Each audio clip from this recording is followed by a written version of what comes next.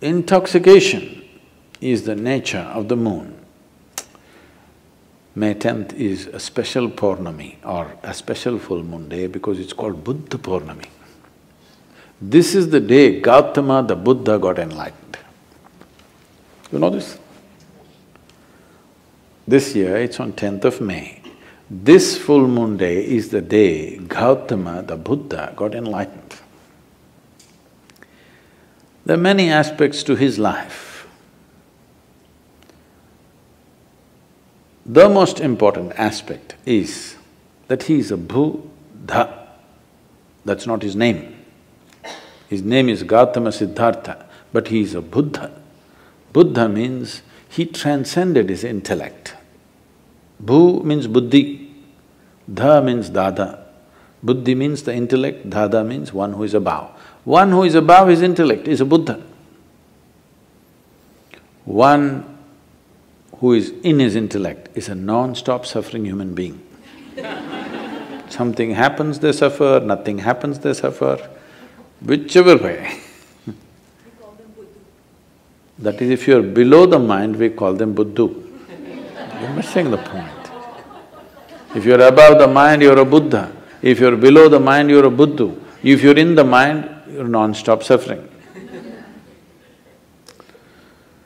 So how did he become this? He tried many things in his life. He was a prince of a small princely state. Because some yogi predicted that this will either become a great emperor or become a great sage. When he made this prediction, the father got little excited. He did not want him to become a great sage, he wanted to become a great emperor. So he decided he will not expose him to… because he thought by being exposed to some suffering or misery, he may turn into a sage. So he kept him in utter pleasure, the best of food, best of clothes, best of pleasures, everything. When he was 19 years of age, he got him married to a very pretty young woman, kept him in a palace secluded from the rest of the society where he lives in pleasure, never exposed to any kind of suffering. One day he thought he will just take a drive through the town. He asked his charioteer to take him across. So he was going, and then he saw a man who was old, was going like this. So he had never seen an old man in his life. His father had protected him from all this. He said, what happened to him? So the charioteer, oh, he's just an old man. How does it happen? He asked. He said, everybody gets old someday. He looked at himself, he was a nice youth. What, me also? He said, yes, everybody gets old. They live long enough, they get old. This was a realization for him, I will become like this. Then he saw a man lying on the street who was ill with something, not able to get up, in great suffering. He said, stop, what is this guy? What's he doing? He said, oh, he's sick, unfortunately. What does that mean? He said, my body, sometimes it gets sick. It can happen to anybody, it can happen to just anybody. Me, a prince, it can happen to me, it can happen to anybody. Then he said, oh, I can become like this.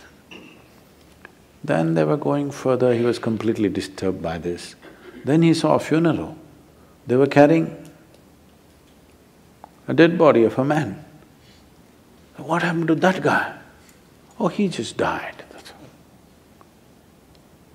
What does that mean? That happens to everybody without exception. Then he said, what am I doing? Just eating, pleasures, nonsense, what am I doing with myself? And he struggled, he went into turmoil within himself.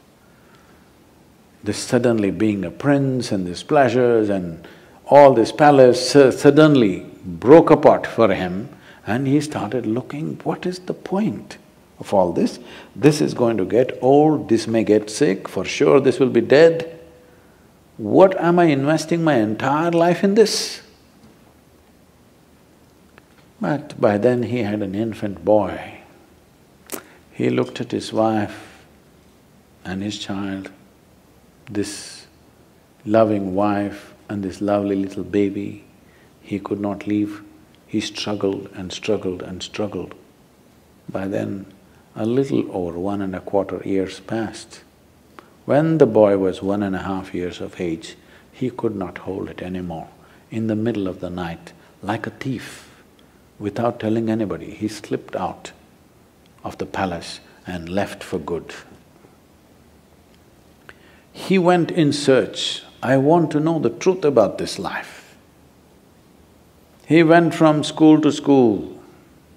These are times when different schools were established in India. At one point, there were over 1,800 schools.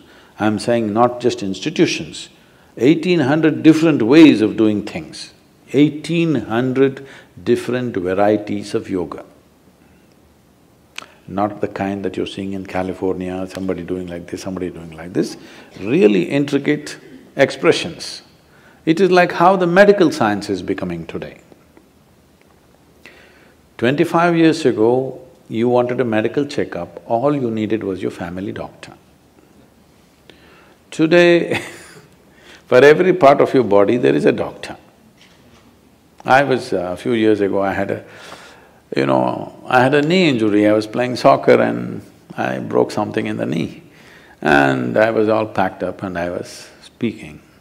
That's how I got into golf, because of this knee injury. Somebody told me, gifted me a golf kit and said, Sadhguru, you're too old for any other game, you just play golf. So I was sitting there in Atlanta and talking, speaking at a place. Then I was in pain, I couldn't even move. So when this is over, when I was speaking, one person raised his hand, I thought he wants a question. But then he said, Sadhguru, I would like to examine your knee after this is over, I'm a knee doctor. I said, come on, you're an orthopedic. So, no, I'm a knee doctor. Then I said, right or left? Which one are you? So specialization is going. A time will come, probably in 50 years' time, if you want a medical checkup, you need 100 doctors to check you. By the time you get these 100 appointments, maybe you need an undertaker. Then it'll become ridiculous. Okay, you went to 3 doctors, all right. You went to 5 doctors, all right. If it becomes 50, 100 doctors for a medical checkup, it's become ridiculous, isn't it? This happened to yogic system. People started specializing and specializing in variety of small things. Each specialization has a whole thing by itself. Someone just came and told me they're a dentist, okay, I'm not speaking in any of this thing. For example, dentistry, just 32 teeth, all right? They study for 9 years, 32 teeth. 9 years of study, still they don't know everything about it. That's the nature of creation. If you start studying one tooth at a time, you will see each one of them has something specific about it. Somebody can spend a lifetime of study just learning about one tooth.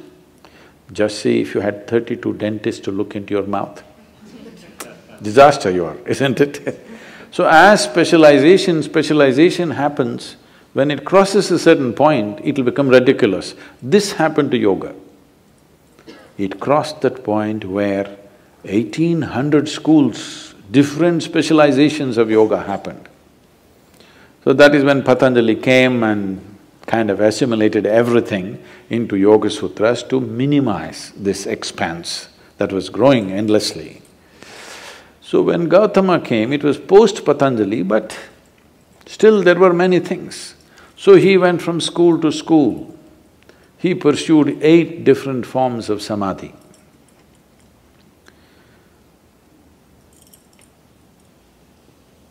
We're talking about samadhi, okay. He pursued 8 different forms of samadhi. He saw all of them were wonderful experiences, but still it did not liberate him. So in this condition, he was walking as a samana. There's a certain system of practice called as samanas. Their fundamental practice is this: they will never ask for food. You should not go in pursuit of food because they want to beat the fundamental instinct of survival. No matter what, you're always going in pursuit of food, please understand this. You may complicate it in so many ways, but fundamentally, you're talking so much about economy means you're just thinking about survival all the time, isn't it? Survival glorified, but still it is survival. So one fundamental sadhana for them is, you never pursue your instinct of survival. You simply keep going. So samanas used to just walk, never asking for food. But the culture was sensitive. If they saw a spiritual person walking, people will cook at home and run behind him and serve him wherever he is, because they know he will not ask for food. Today if you become a samana, you will walk yourself to death. Those days, people were sensitive to his sadhana and responded. So there were thousands of samanas walking the country. So Gautama became a samana. And even if you are not asking for food, you will walk near a town. So the food will come. But Gautama took it too seriously and just walked. He became all bones. Just bones and a bag of skin, like that he became. Then he came to a place where there was a river called Niranjana. Unfortunately, that river is gone now, no more river. Just about 18 to 20 inches of water, maybe moving little rapidly. He stepped into it, halfway down into the river, he did not have the energy to cross. There was a tree branch, a dead branch, he just held on to it. He doesn't have the strength to take the next step, but he's not the kind of man to let go. He held on, we don't know for how long, people say for a very long time. Maybe it was 2 minutes. When you're feeling so weak, those 2 minutes might have looked like many years. Then as he hung on, he just realized, what is it that I'm striving for? What is it I'm wandering the entire country, growing from school to school, learning this, learning that, what is it that I'm looking for? Then he realized, there's really nothing. This life is on. All I have to do is just take away the barriers which are not allowing me to experience this. When he realized that everything is within him, there's nowhere to search, suddenly he had the energy to take the next step and the next step. He crossed the river, came and sat down under that now very famous Bodhi tree, which has become more famous than the Buddha himself.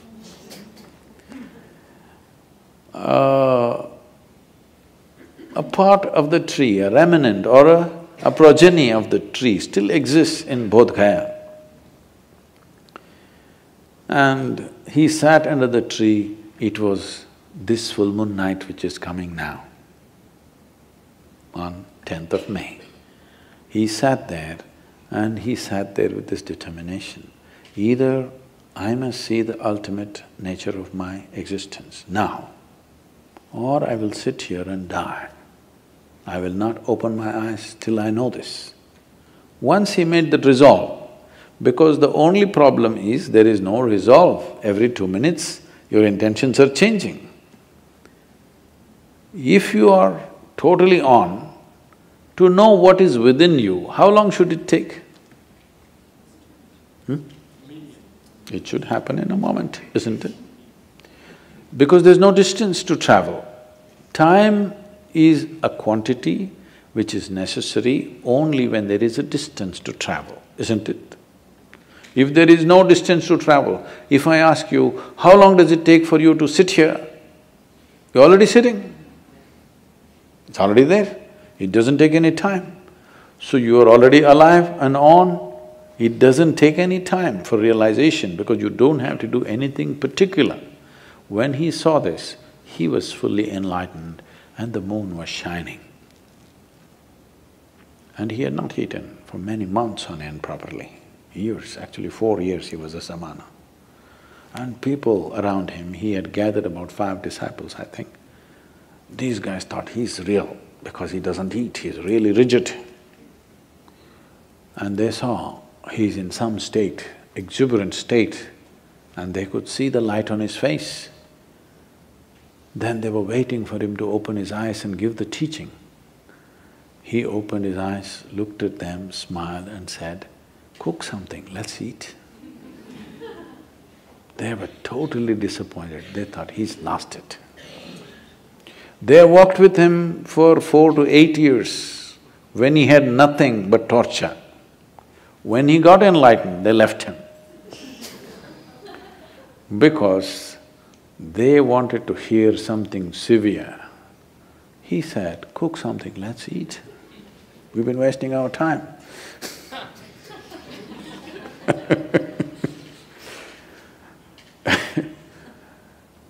There are many beautiful episodes in his life. When he one day walked upon the river bank after he has become a Buddha and went and sat down under a tree. Tree, not because tree is the best place to sit under, you know, ants can get you. Because that was the only real estate of those times. There are no buildings and buildings and buildings everywhere. So tree was a good place, a pleasant place to sit under. Rather than sitting in harsh sun, you sit under a tree. An astrologer who was of great proficiency in his trade saw the footprint on the riverbank. He had come to… In India, people of any… this thing means… bath means always river. Those rivers are going away, I will tell you later. Bath means always river. So he came for a bath at the river, then he saw the footprint. There is a whole science, or rather observations, through which by looking at the way one's feet is, somebody predicts exactly what he will do. So he saw the footprint and then he saw that this is the footprint of an emperor, somebody who should rule the world. Then he wondered, why would such a person be in this remote place near a jungle? Then he followed the footprint, thinking he will meet an emperor.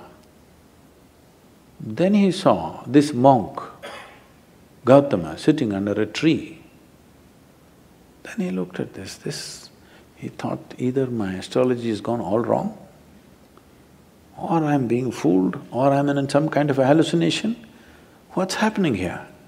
Then he went to Gautama and asked, "Who are you?" Gautama was in this kind of Jasjeet kind of state. He said, "I'm nobody. I am just a nobody. But you have the feet of an emperor. You should conquer the world." Gautama said, "That I will, but not by conquest." See, there are two ways you can have the world, either by conquest or by inclusion. Yes? I can make you yours, either by capturing you, chaining you and making you do what I want, or by including you as a part of myself. Yes? Both ways, something or somebody becomes yours, isn't it? But if you go by conquest, it will be a pain in your neck, always. If you include, this will become a great enhancement of life. He said, "I am the emperor of the world." But then he said, "You're a monk, you own nothing. I own nothing and I am a nobody. That is why everything is mine. Even mathematicians are trying to teach you the zero and the infinite are one and the same. So you becoming a no thing does not mean you're no use. You are a no thing means you have become all-inclusive, isn't it? You are something means you can only be that. You are a no thing, you can be any way you want. This is how this life is made. If your ability to respond is not curtailed, you can be anything you wish at any given moment, isn't it? So Gautama said, I'm anyway the emperor of the world, if that's a word you like, but I'm actually a nobody, because everything is anyway mine. If you see I'm responsible for everything, everything is yours, isn't it? How does somebody become yours? Because you own them or you take responsibility for them? Because you take responsibility for them, they become yours, not otherwise, isn't it? If you own them forcefully, they will never be yours. Yes or no? Yes. If you forcefully own somebody, will they ever be yours? They'll never ever be yours. So this astrologer sat down. He said, you are a monk, you have nothing, on top of it you say, you're Jasjit, I'm sorry. On top of it you say, I am a nobody and everything is yours. What is this?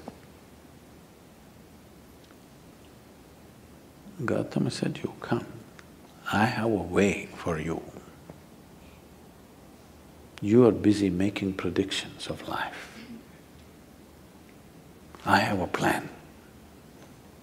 Why do you make predictions of life? You're incapable of making a plan and executing a plan. That is why you fall back on predictions, isn't it? Yes or no? If you are capable of making a plan and executing the plan, would you fall back on predictions? No. So Gautama said, you are busy making predictions. I'm here, I have a plan. Come, become a part of my plan. We'll make something else happen. You must become a part of this plan. We can make something wonderful happen. This same world